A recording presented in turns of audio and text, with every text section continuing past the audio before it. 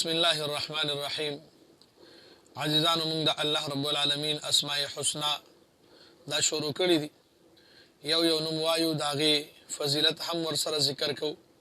څوک چې د الله تعالی دغه نومونه مبارک یاد کړي نو الله رب العالمین به دغه انسان جنت ته داخلوي. په هغې کې موږ 30 نومونه دا ذکر کړي. 40 نمبر نوم هغه الرافع دی.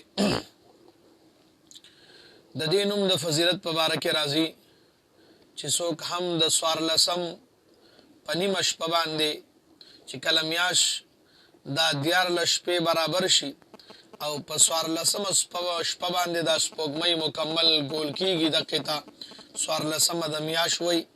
په دې باندې دی د نیمې شپې را پاڅېده او د 100 وارې په نیمه شپه کې یا رافعو یا رافعو یا رافعو دا وظیفه یې وکړله.